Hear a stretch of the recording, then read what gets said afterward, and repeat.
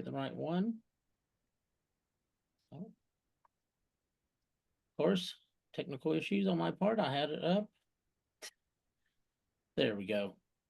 All right. So welcome everyone. Welcome to the webinar today on So You Want to Be a Hacker, Starting Your InfoSec Career. With me today, it's David Boyd. We're going to have a little bit of a story time, a little bit of a walkthrough, a little bit of a bunch of different things talking about different aspects of InfoSec and what have you here. So I'm going to go ahead and get into the first slide here where we talk about who we are a little bit. We'll talk more about some of our journey, our path, and all that a little bit later on. But as far as right now, let me go ahead and reintroduce myself. My name is Adam Compton. I'm a penetration tester. I've been with Trusted Sec here for going on 7 years. I've been in the InfoSec career field a little over 25 years total. I've done a little bit of everything over those years, whether it's penetration testing, web application testing, or code development, research development, a little bit of anything and everything throughout there.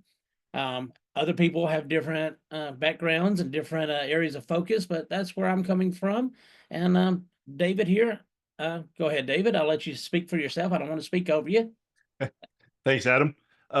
What's going on, everybody? Good to see everyone. So my name is David Boyd. I'm a senior security consultant here at Trusted Sec. I've also been with Trusted Sec for around 7 years now, 7 years going on 8 years. I've been in the security industry on and off in various different parts for going on almost 20 years now, actually. Wow. I've done a little bit of everything, and my focus has always kind of been on some aspect of security throughout my career. I love speaking at conferences, just like Adam.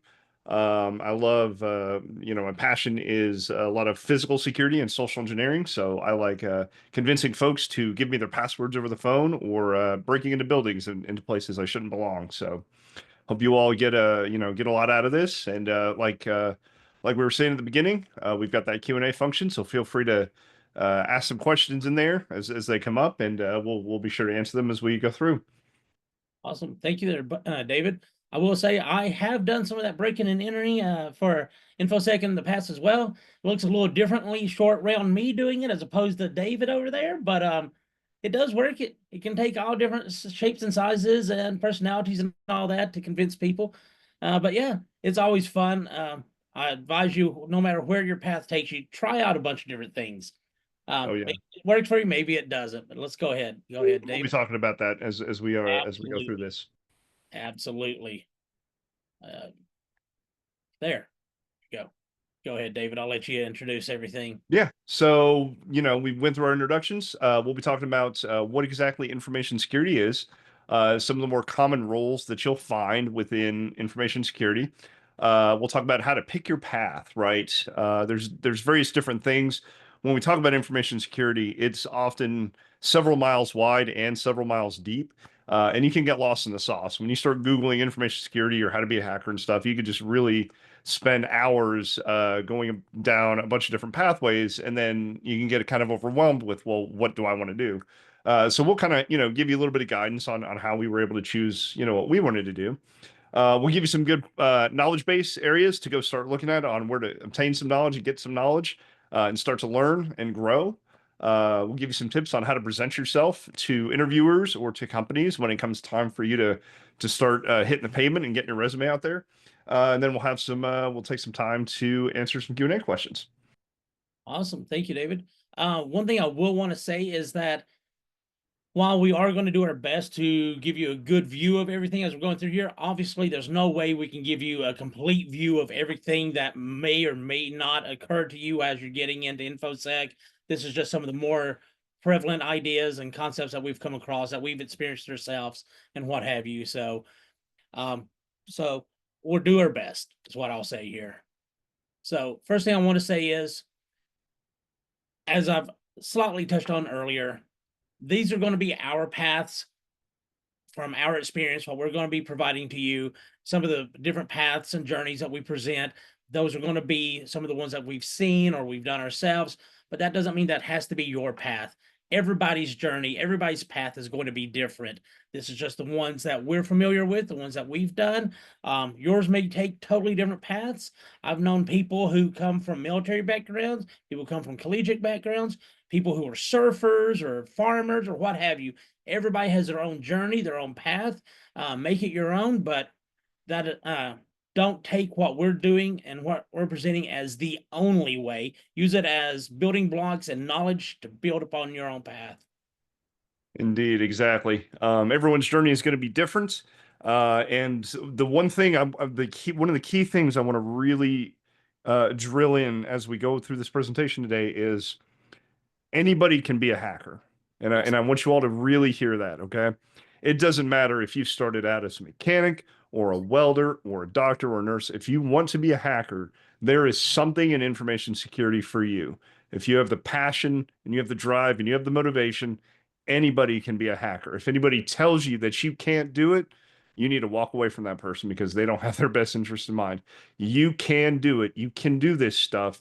You can be a hacker if you have all it takes to be a hacker is just a thirst for knowledge and curiosity. That's all it takes. If you've got that, you're well on your way already. So let's talk about what exactly is information security. What is InfoSec, right? It's got a lot of different definitions.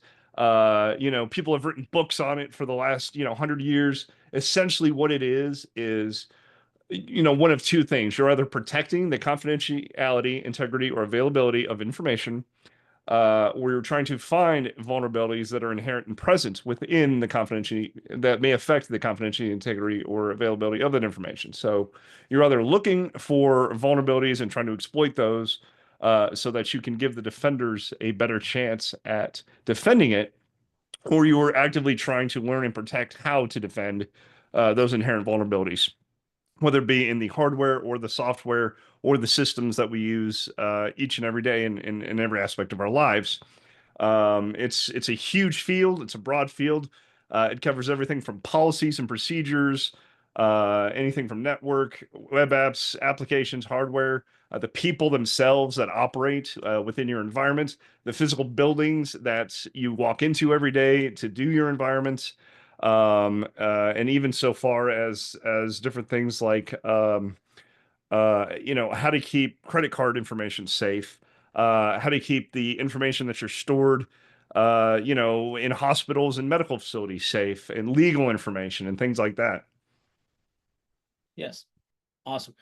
Yeah, InfoSec is, as he said, it's hard to put an actual definition to because it's always changing, but it does cover basically anything where there's information. That could be, like he said, that could be the people involved at your company, the databases, the applications, the notepad that you're writing stuff down on that goes into a file folder somewhere. All of that is information. And whether or not you're defending, protecting, attacking, all of that falls under InfoSec. So there's always a place for everyone within this, whether you want to be on the defense side, the offense side, the security side, the compliance side, whatever.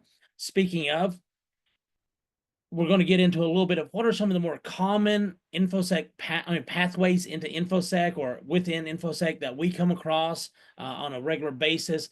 There's going to be so many more out there that aren't covered under this. There's going to be things out there for like compliance, or there's going to be the auditors and stuff like that. Oh yeah. But ones that we typically interact with, the ones that we have been in the past as well, are fall under things like your red team. That's sort of your offense. Some people put pen testing with red teaming. It's similar but different enough. That's a whole other webinar to discuss the difference between pen testing and pen testing and red teaming, but you're both on the offensive side. So we'll leave it at that. You're trying to break into things. Blue teams, you're depending on who you're with, that could be primarily your SOC, your in-house detection team. You're the ones who's trying to protect your environment. They might be in-house, they might be a third party that you've contracted, but somehow your job is to protect someone's data from the bad guys. Purple teaming is somewhere in that middle ground between red and blue team, thus it's purple. Yeah, we love color themes here. I think that dates back to the military for some reason, I think is where that comes from, but Yeah, I think you're right. yeah. But purple teaming is more of that where you have sort of a offensive person and a defensive person working together, trying to decide like, okay, this is how somebody would attack doing this. Okay, let's see how we can defend against that, or this is how I would suggest you defend against it. And then you can work together for detection and prevention mechanisms within your environment. It's more of that cooperation between them, trying to decide what's best for your environment on how to protect that. But it's coming from an offensive perspective, a lot of it. Different companies are going to view purple teaming a little differently. Maybe they come in and just do sort of a sit down, say, okay, whiteboard, let's discuss this. Others are going to be more hands-on. It all depends on that environment, but it is sort of that knowledge share perspective. Incident response and forensics. Okay, this is where something bad happened. Your job is to figure out what happened, how it happened, when it happened, what was involved in it, how far did it range to. You're basically the CSI of InfoSec. You're in there. Your job is to try to recreate what the bad guys did on that network and how damaging it was. What all got viewed, what all got taken, what all got deleted, things of that nature. Malware analysis and research and development. This kind of can go, well, the malware analysis might go along with that incident response forensics. It might go into research and development. There's sort of that gray area for it. You're looking at active exploits that are out there, active pieces of code that are out there, things that might have been identified during the incident response. Maybe you're into research, you want to figure out how it happens. Your job is to go in there and break it apart, do some reverse analysis on it, decompile it, understand it from a grounds up. It will honestly require some programming knowledge for that aspect of it. Research and development is a lot like that, but not necessarily taking a pre-existing tool to do it. It may or may not, but a lot of times is in this scenario, for my experience, a lot of the red team or the pen testers will come over to a developer and say, hey, I want a tool that can do this, or I have a tool that does this, but it's breaking. Can you help me figure out how to get around this? And they will work together to try to develop an updated version or a new tool to facilitate what you're wanting to do. They will likewise do that for the blue team to help better detections and defenses and all that. But you're the ones who are doing the development. You're building the new tools. You're building the new firewalls, the new SIMs or whatever it is. You're the one working down that path. Audit, DevSecOps, threat attack, it just goes on and on and on. There's so many different avenues out there, different areas of InfoSec out there. As I said, there's new ones coming out all the time. Well, you could consider like just mobile apps in general as separate from web apps or AI now. There's a lot of people getting into, well, if you go to any InfoSec conference, you're going to see half the companies that are presenting, our tool now incorporates AI. Yeah. I mean, that's ambiguous. And honestly, some of it may or may not be snake oil.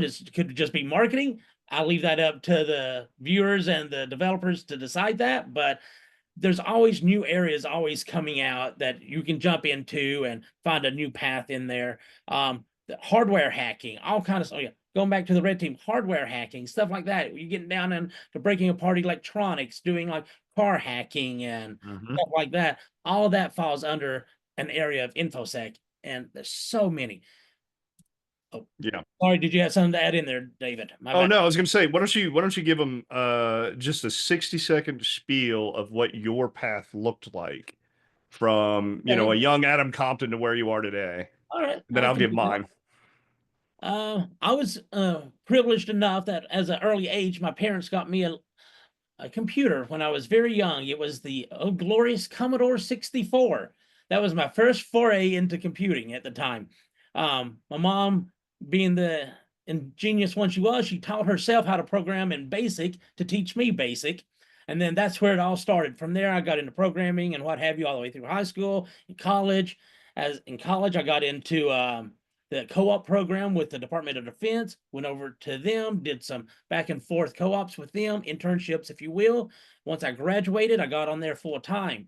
After a set number of years, 7 or 8 more years in the Department of Defense there, I decided I wanted to go private industry, jumped around a few other companies, small and large private companies. You can find me out on LinkedIn. You can find all the companies I worked at, but I ended up here about 7 years ago, and I've loved it ever since.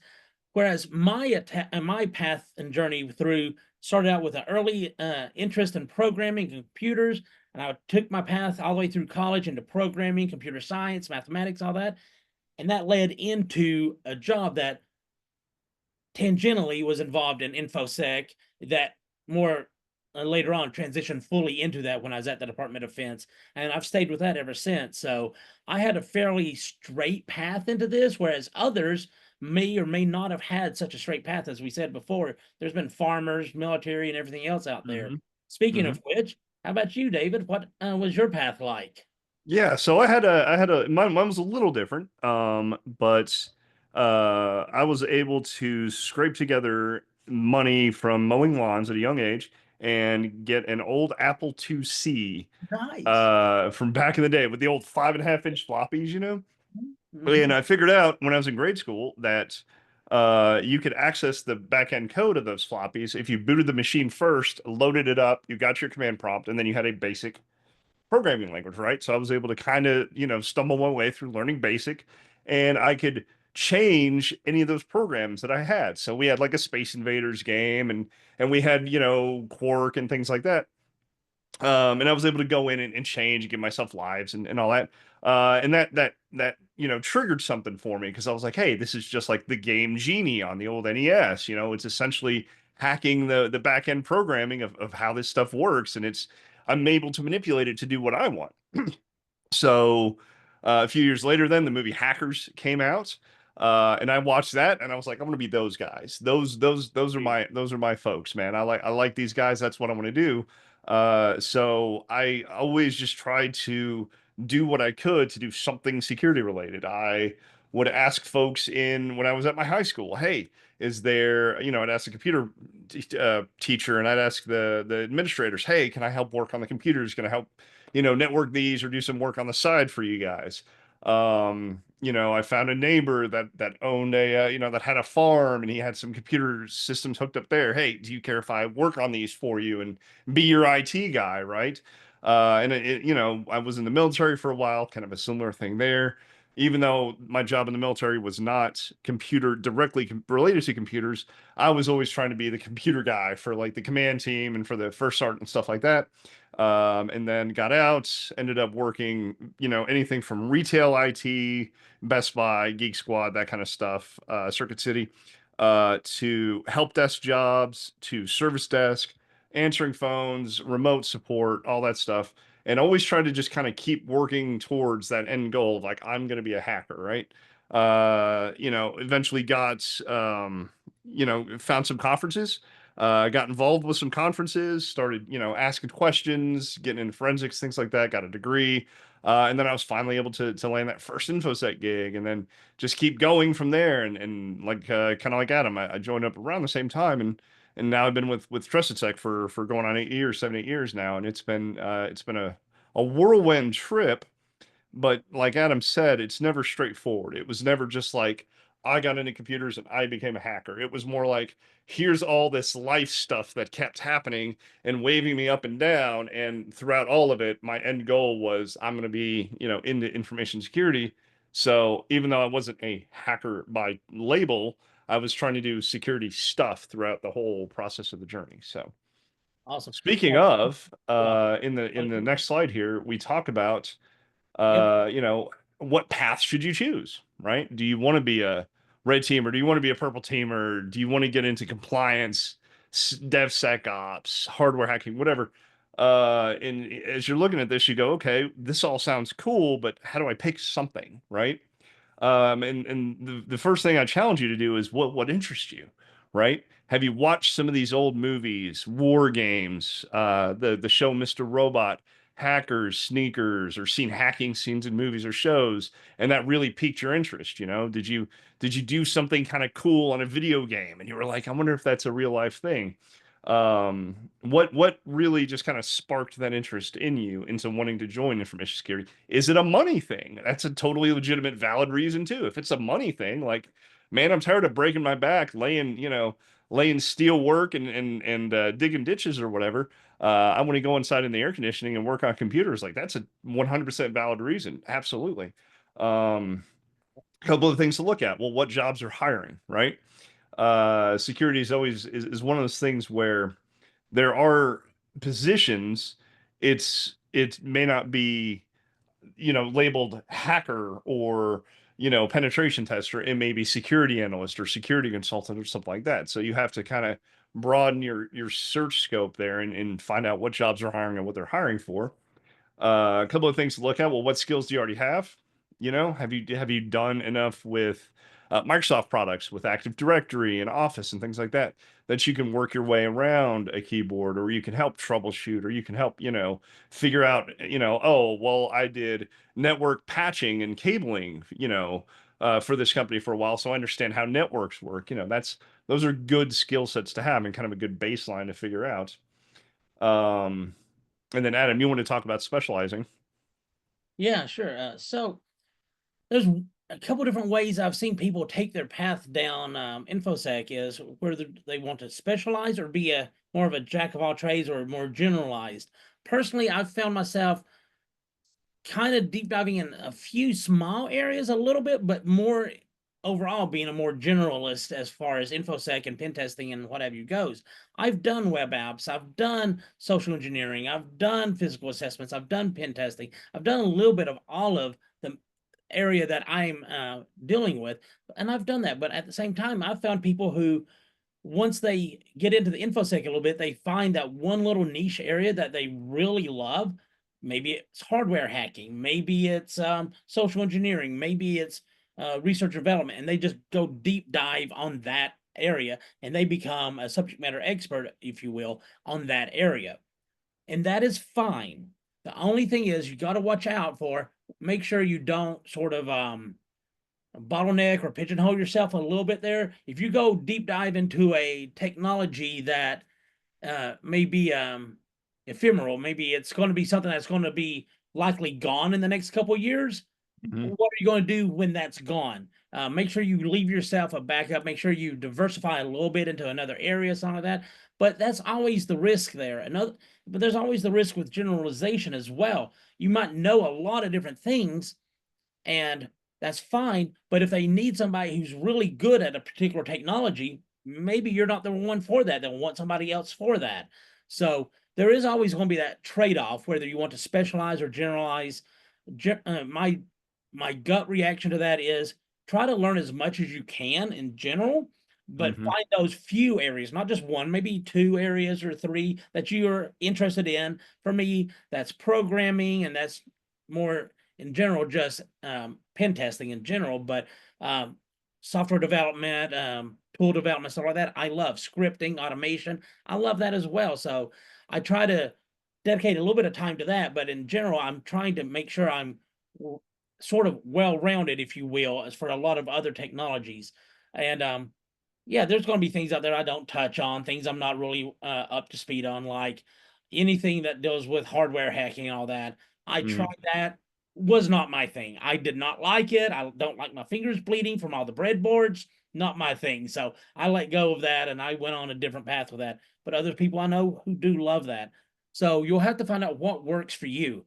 And it's fine to do one or the other. Just be aware that there are sort of pitfalls associated with either down the road, and you generally have time to avoid those. But these are not necessarily things you need to worry about starting out. It's more long term, but it's things that you might want to think about a little bit as to planning your further path. Would you agree with that, David, or do you have a change on that? Okay. No, no, you're good. Yeah. And talking about paths here on the next slide here, a common journey or a common path that we've seen with a Yes. lot of successful security folks. And again, this is a general overview. This isn't everybody's path. This isn't what we're saying. You have to do this path to become a hacker. This is just kind of a general overview of what we've seen. Like, a lot of successful folks. This is kind of how they started, right? They started out with something like a help desk or a service desk, answering support calls and doing remote support work, that kind of thing. That gives you the ability to start learning those Microsoft products, start learning how Active Directory works, start learning how networking kind of works, and password resets.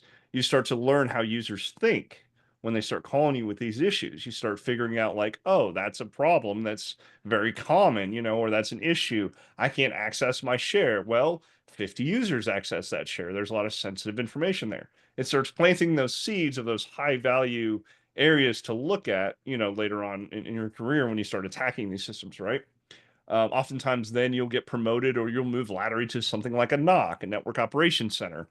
That's where you figure out how networks operate. So again, you're doing support work, but now you're doing, more network focused support work. So that's where you may have a guy out in the field calling you and being like, "Hey man, these routers aren't working. I don't know what's going on." So you'll log into the router and check the config, or you'll log into the firewalls and check the configs and start figuring out things like that.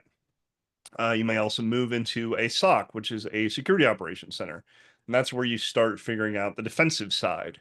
You'll be answering, calls or answering trouble tickets about security related incidents. Hey, we saw that this user was logging into these really weird websites that we don't think they should have access to, or we're seeing all this weird traffic coming out of this foreign nation suddenly on the wire. Can you investigate? Right. So you start putting on your detective hat. You start looking at what's going on there, start doing, incident response kind of things, at a low level. Related to that are things like vulnerability identification and management. So you'll start running things like, the Nessus vulnerability scan or different tools like that in environments, and start looking at outdated patches or outdated software, missing patches, things like that. And how do we patch these systems? How do we keep these systems up to date? Oh, this software version is vulnerable to this code execution command. Maybe I should check that, So again, you're slowly kind of dipping into the security world from there. And then oftentimes after, we've seen some folks spend some time doing all that, and then they'll move into like general penetration testing, or blue teaming, depending on what side they take, right? So they'll join a firm, whether it's I'm going to join the penetration testing team for this one company, or I'm going to join a consulting firm, like Trusted Sec or one of the others, and work for several companies, and offer them different penetration testing services. And then after you spent some time there, you'll usually typically move into something like purple teaming or red teaming, right? Red teaming is kind of the de facto, like, top end of the offensive side of things, where that's where you're taking all the skill sets you learn from the top all the way down, and you're attacking systems without getting caught. You're trying to be as stealthy as you can. It's very mature clients typically. It's goal based, so you're not just going in there crashing around and getting domain admin. Usually, you're spending 8 weeks or more, silently and quietly sneaking your way in to steal one file off one share to show the client, here are all the different ways that somebody can get in without getting caught. Right? Here's how we tune up your alerting and logging. Yep. Yep. Yeah, I just wanted to add in there though that, as we said earlier, this is a journey. This is not necessarily the one that is going to be right for you or the one that you'll find yourself on. This is one that we find a lot of people do as well. And this is I want to touch base on one item from the previous slide that we didn't say that does fall into here, is that just because you find a job in InfoSec, that doesn't mean that that is going to be your permanent job. That's Mm-hmm. a stepping stone. Just as Boyd said, you might start out as doing help desk, or you might start out doing something like that, and then you might cross train into something else, or you'll see an opening at another position company somewhere and you move to that. The one thing I can add as a lessons learned or a thing just to keep in mind is be open to new experiences, be open to trying new things. Going back to my own journey, when I left college and went into the Department of Defense, where I'd done co-ops there, I'd picked an office I wanted to go into full time. So I graduated, went there, and anybody who's been in the military or government civilian side of it, I should say, reorganizations happen a lot. So between the time I had my position, I graduated and went back full time, that office no longer existed. It Mm-hmm. reorged out of existence. So I'm there in the welcome, not welcome, but in like HR office effectively. And they're like, okay, you need to find an office. So I started just going down the different offices that had openings at the time. I'm picking them out, and I happened to stumble upon, well, I stumbled upon several, and I interviewed with them, but the one that got back to me first was doing pen testing. I had never done pen testing before that. My original position was for research and development. I was a programmer. So I'm like, sure, I'll try it. I don't know what it is. I had no idea what it was. I went, joined the team. First thing they did was like, okay, that's your desk right there. That's a stack of computers over there. Build yourself a network. So I'm like, Yep. okay. So I just sat there. I had a wonderful team with me that helped me out, gave me pointers and tips, and instructed me one way or the other. They helped me out on my pen test and all that, and they went along the way. And I loved it. It was something that was never on my radar, nothing that I ever thought about doing. I didn't even know pen testing was a thing at that time. Keep in mind, this was back around 2000. So it's a while back there. I didn't even know pen testing was a thing. I was going in there to be a developer, and I ended up doing this. And one way or another, I've been doing that now for 25 years, and I'm still here doing this. I love it. Yep. So yeah, just be aware to open to new concepts, new ideas, and don't be focused on like, well, I have this job and this is my own job. No, you can always switch to new jobs down the path. So Hmm. Hmm. moving on over. Speaking Yeah. of, if you want to go, Boyd, I'll let you go. Yeah. So, now, okay, so we've talked about how to kind of figure out what is it that I want to do. You figured out your why. You thought about your why. You thought about your path. You thought about where you are in life. And now you're like, okay, I think I can do this. Where do I go from here, right? What do I do? How do I pivot? The first thing you do is start gaining experience, right? And that's not necessarily on the job experience. Don't let the things you see on LinkedIn fool you, where they go, "Oh, we need a junior pen tester with 15 years experience." That was written by a bot. That probably wasn't written by a human, or that was written by an HR person who actually didn't know what they were writing. Yeah. So don't let that discourage you. Okay.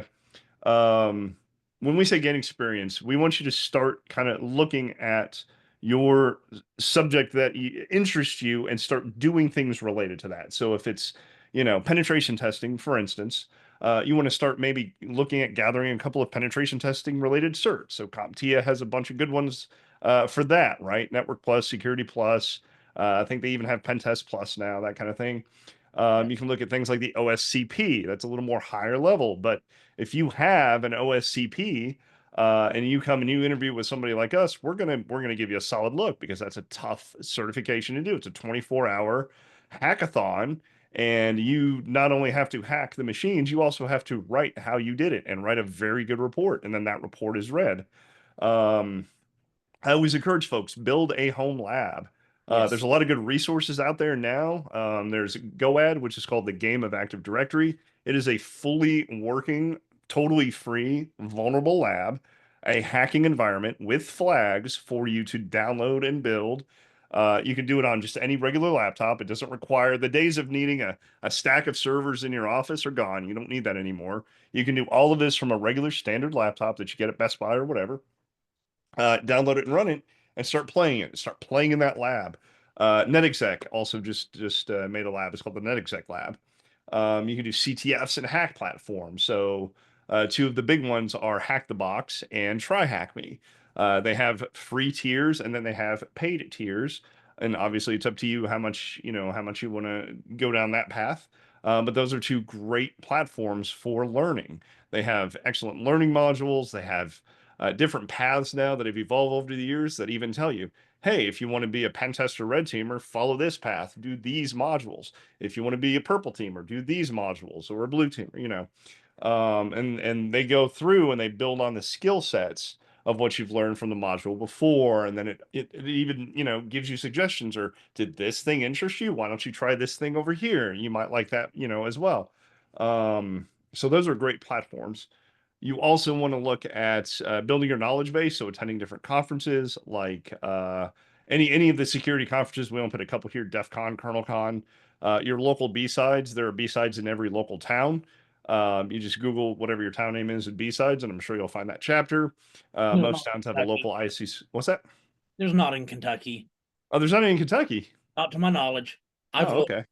I wish there was. If somebody out there wants to start one in Kentucky, I'd be happy to help join that. But no. B-sides Louisville. There you go. There you go. Um, there's sometimes there's a local IC squared chapter. And then you can find DEF CON groups, DC, groups, things like that. Um, Watching webinars like this is a great resource. Getting on YouTube. There's a gentleman on YouTube by the name of IPSec, IPPSEC.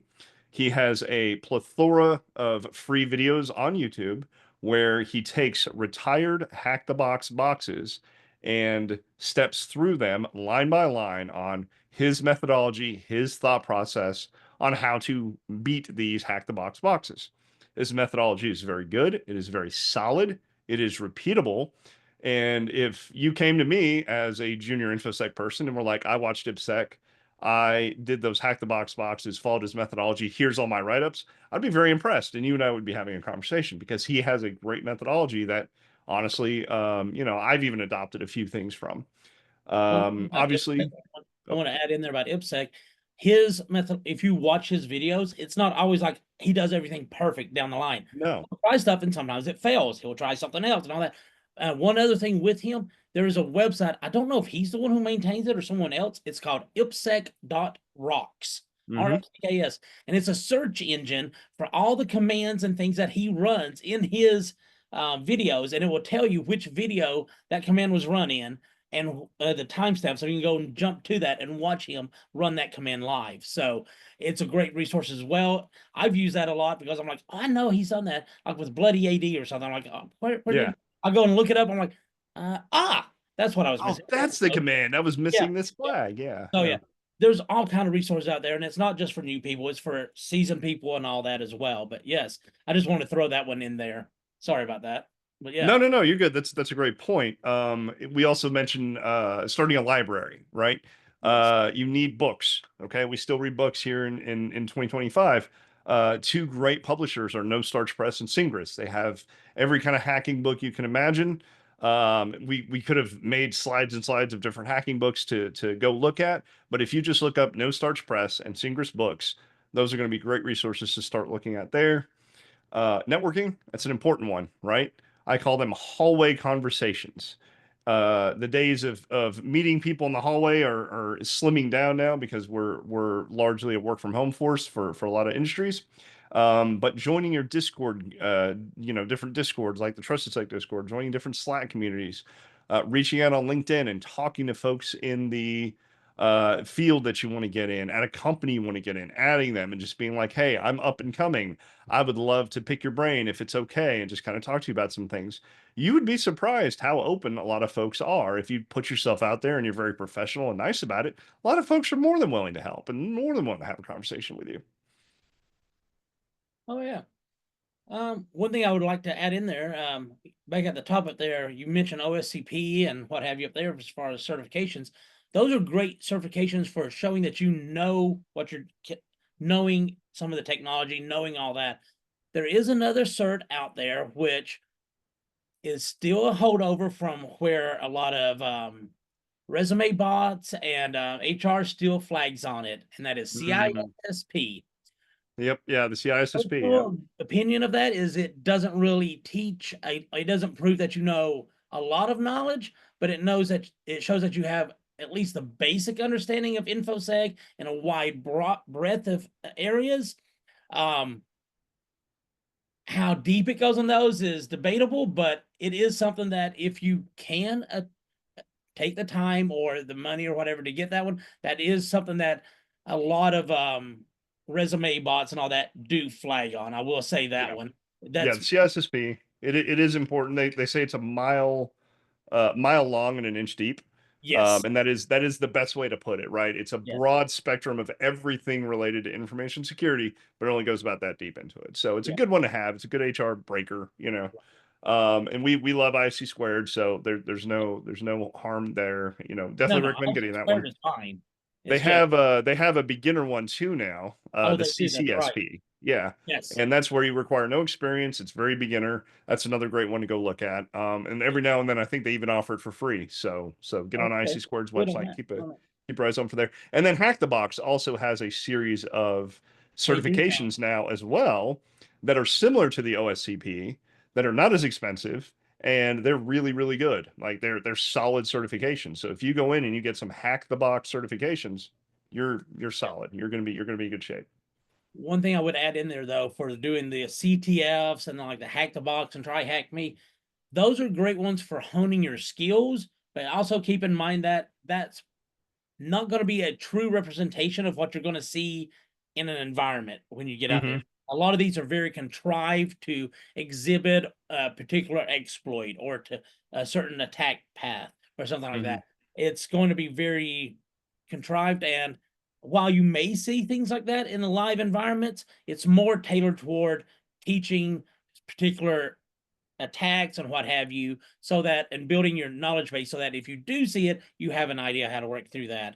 Of the Hmm. ones up there that we have listed, as far as the ones that might be a little bit more real world, some of the OSCP is, and the Game of Active Directory, I know from personal experience, can be a little more real world ish than some of the other ones. I haven't got any experience with the Net Exec Lab, so I You can't. just released that. Yeah, that just got released a few days ago. So. No, Hack the Box has some as well that are more extended, more lengthy, that may be more along that lines. Hmm. But yeah, so you're gonna have a hit or miss between those. But yeah, all of this is great resources to build yourself up and all that. Now, so you've gained your experience, you've built some knowledge. How do you get people interested in you? How do you Hmm. put yourself out there? Well, there's a lot of different ways, and this is just the ones off of our head here that we wanted to throw in there. There's going to be others out there if you can think of it. There's always new ways to meet up with people. I guess technically you could just call people and ask and talk to them, but code calling people might not always be the best way. But still, um, first thing I would say is just get a social media presence of some kind, Yep. whether that's on LinkedIn, that's on well, LinkedIn. Not I don't know how many people really starting out get up on LinkedIn, but hey, LinkedIn, Twitter, or X as it's called now, TikTok, or you can do I don't know, streams or something like that. Just get on there and you can either just be talking or you can be playing a game or you can be doing like one of the CTFs or something, just something to get Mhm. a presence out there. Um, if you do any of the CTFs, write it up. Yeah. If you start doing any of your own research, like it doesn't have to be new research. I've written lots of blogs earlier on like, oh, let's talk about the proper way to use InMap or something like Yeah. that. It doesn't have to be anything new.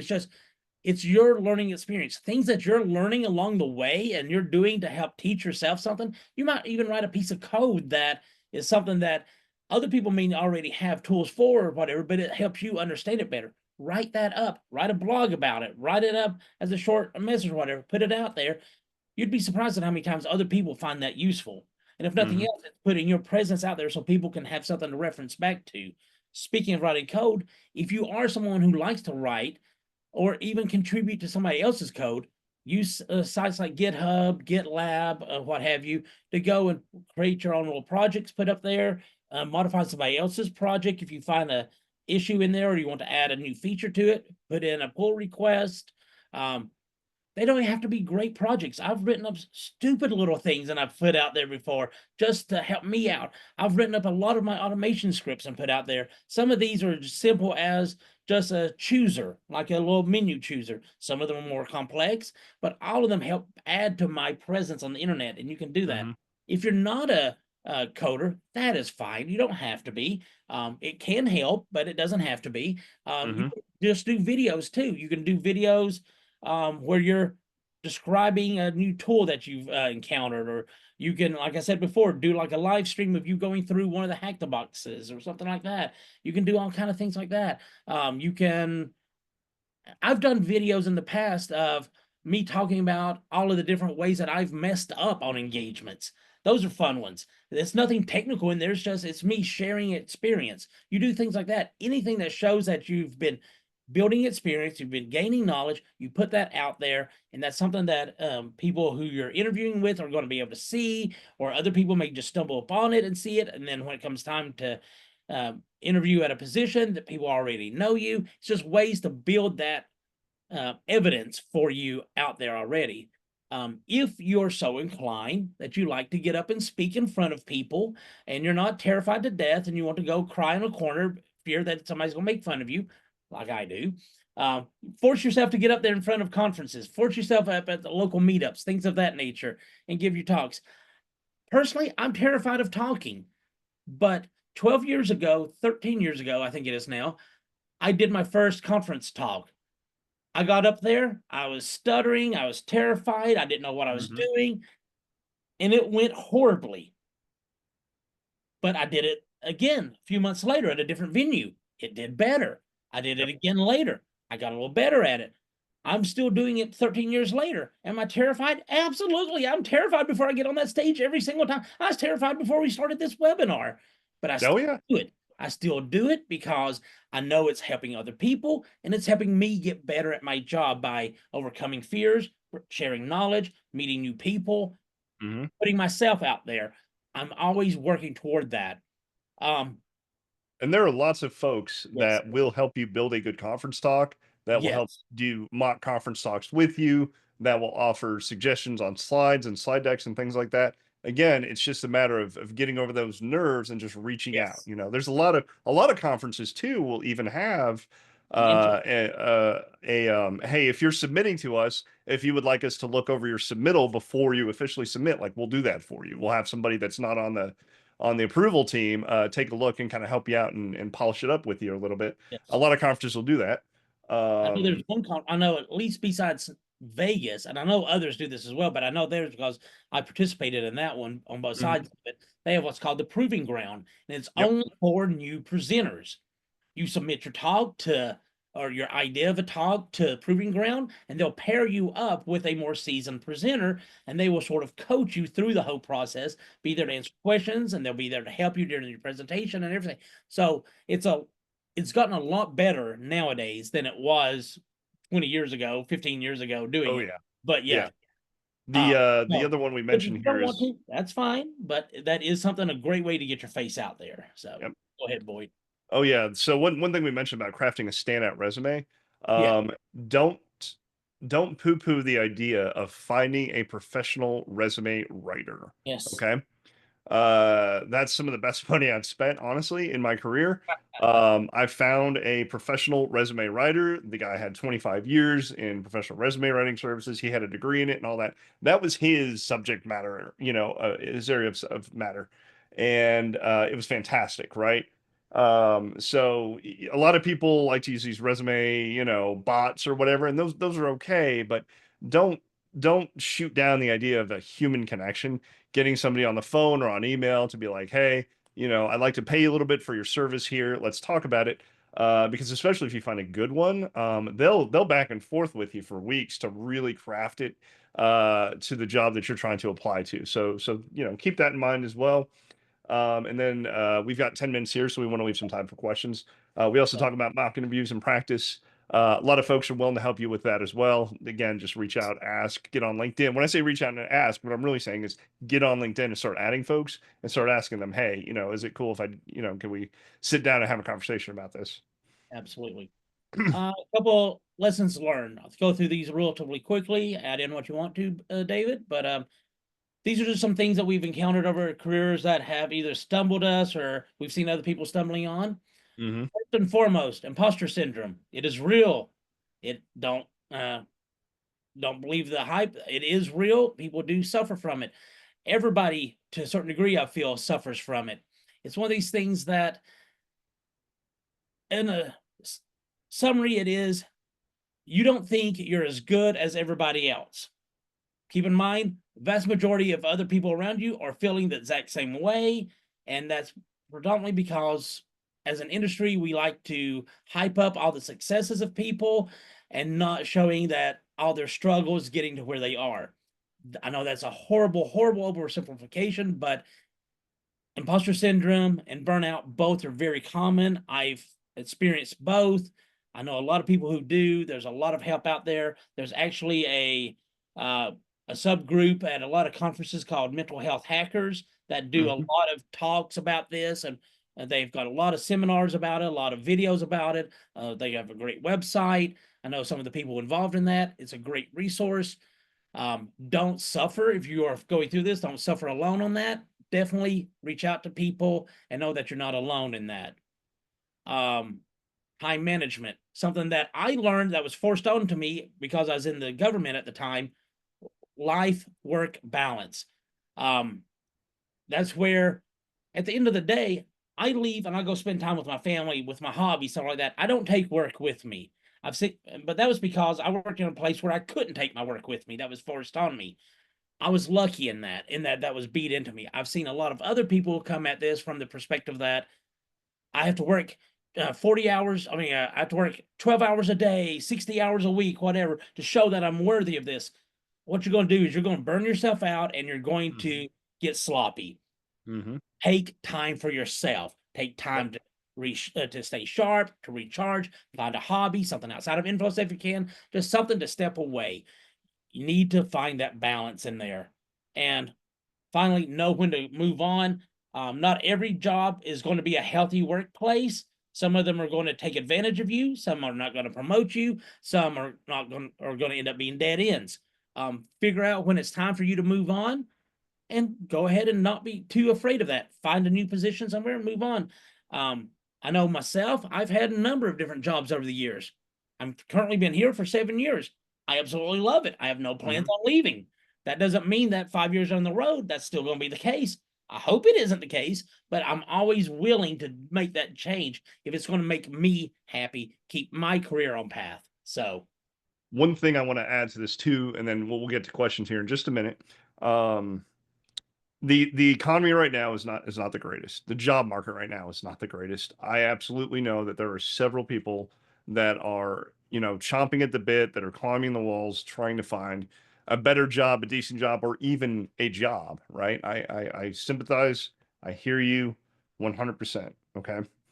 The thing to look out for is, for all the good there is in information security, there are still some bad actors out there. There are folks and companies that want to prey upon your desperation, your hunger, your drive, your want, your need, whatever it is. And they'll tell you, I'll make you a hacker in 90 days. All you got to do is pay me $2,500 or whatever, and you'll be a hacker. Bang, bang.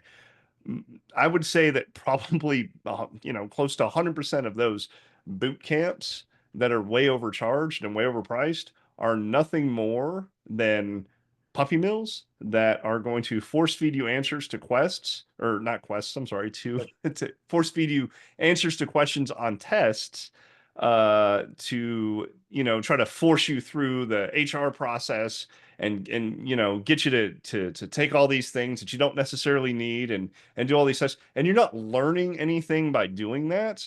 You're wasting a lot of money, and frankly, you're wasting a lot of time.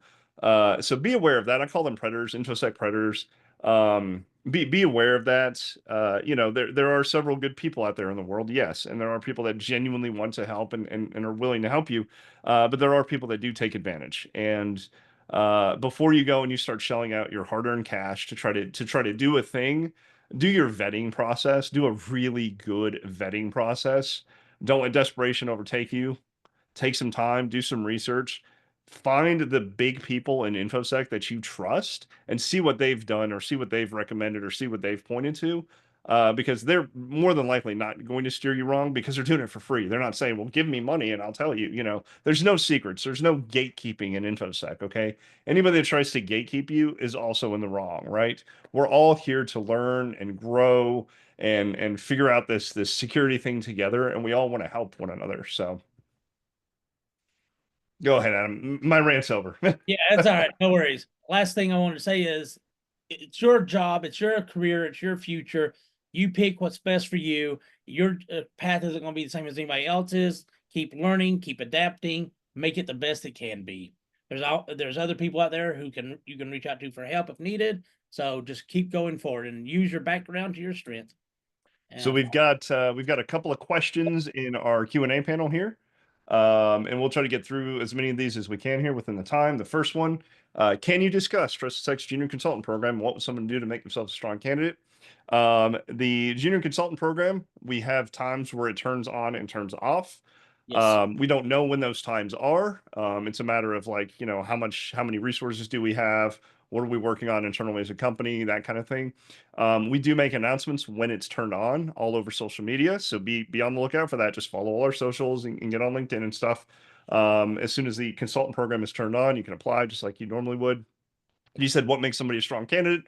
everything we said in the talk, and I'm not trying to point back to everything we said in the talk, but if you do even half the stuff we mentioned in this talk, that is going to make you a very strong candidate. And be eager to learn. And be eager and ready to learn. Yes. Yes.